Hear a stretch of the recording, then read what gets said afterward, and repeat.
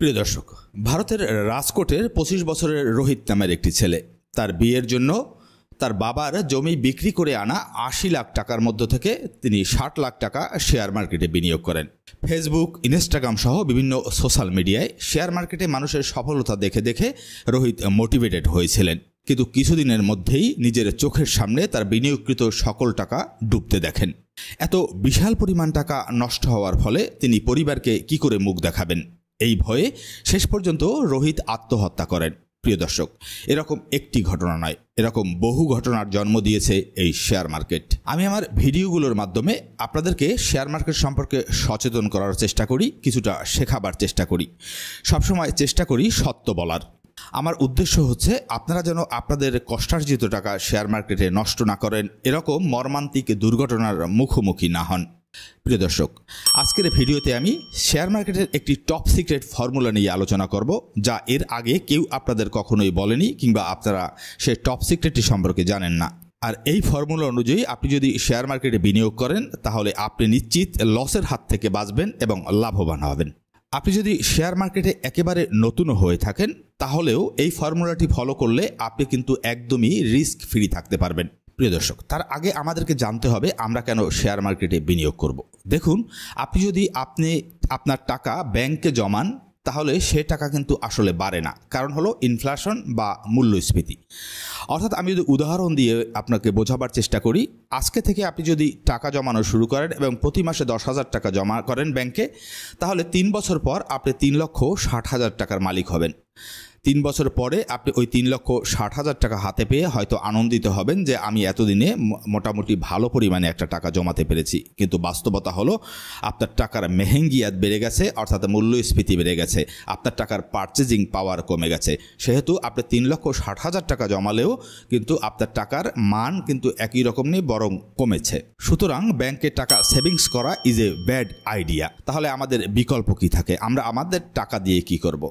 আপনার টাকা দিয়ে টাকা বাড়াতে হলে বা সম্পদ তৈরি করতে হলে আপনার টাকাকে অ্যাসেটে ইনভেস্ট করতে হবে। সেরকমই একটি অ্যাসেট হলো শেয়ার মার্কেট। আর অ্যাসেট হলো ওই সমস্ত সম্পদ যা আপনার জন্য আরও বেশি টাকা নিয়ে আসে। প্রিয় দর্শক, শেয়ার মার্কেটের একদম বেসিক একটি রুল হলো, ধরুন আপনি একটি কোম্পানির শেয়ার ক্রয় করলেন। যদি ভবিষ্যতে ওই কোম্পানিটি ব্যবসা ভালো করে বা ব্যবসা গ্রো করে বা ওই কোম্পানির ব্যবসা বাড়ে, তাহলে শেয়ারের দাম বাড়বে এবং আপনি লাভবান হবেন। এটি হলো একটি সিম্পল এবং বেসিক রুল। কিন্তু কথা হলো, কোনো কোম্পানির ব্যবসা ভবিষ্যতে বাড়বে কি বাড়বে না এটা আপনি কি করে বুঝবেন? আর এটাই হলো $1,000,000 প্রশ্ন। আর এখানেই আসে সেই গোপন ফর্মুলাটি যা আমি ভিডিও শুরুতে আপনাদেরকে বলেছি।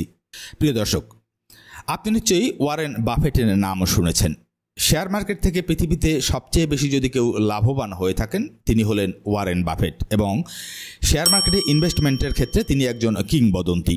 তিনি তার ১২ বছর বয়স থেকে শেয়ার মার্কেটে বিনিয়োগ শুরু করেন। আর আজকের যে গোপন ফর্মুলাটি নিয়ে আমি আলোচনা করতে চলেছি, এই ফর্মুলাটির জন্মদাতাও তিনি তার নিজের জীবনে এই ফর্মুলাটি প্রয়োগ করে প্রভূত সম্পদের মালিক হয়েছেন এই শেয়ার মার্কেট থেকে, এবং বহুজন তার এই ফর্মুলা ফলো করে জীবনে সফল হয়েছেন।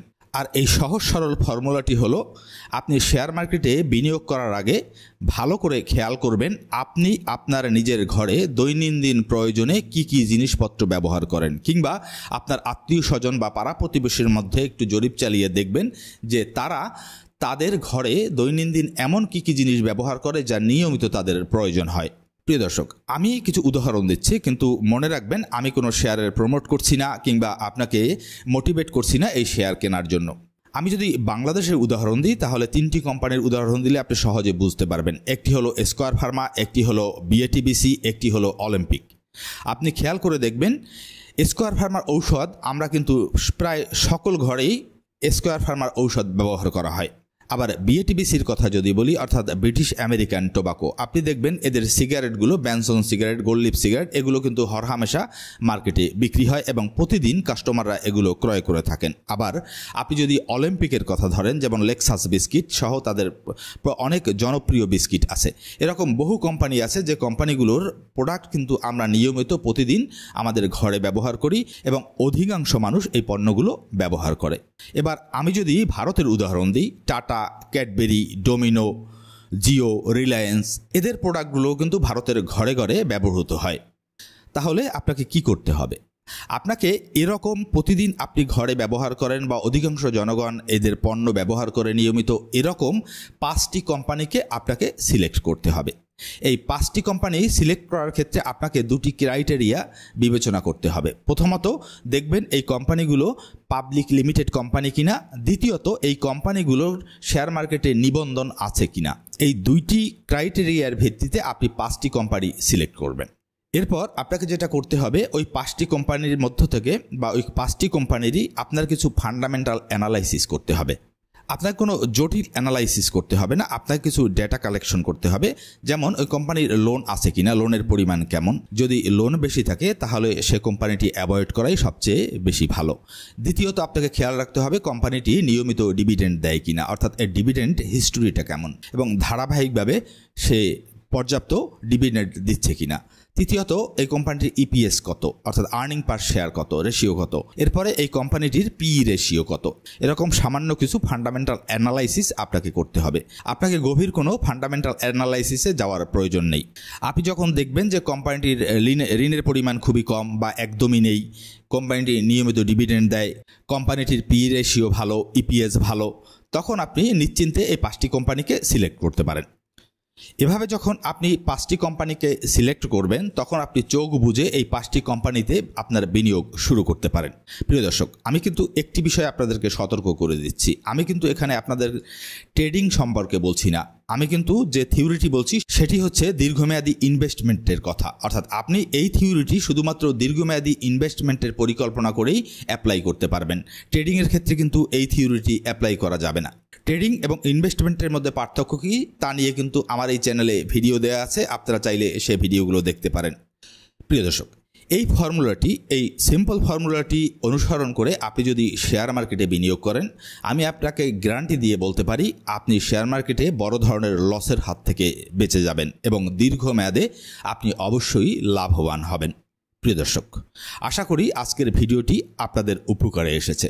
আমি নিয়মিত ভিত্তিতে এই চ্যানেলে প্রতি সপ্তাহে পার্সোনাল ফিনান্স এবং শেয়ার মার্কেটে ইনভেস্টমেন্ট সংক্রান্ত ভিডিও আপলোড করি।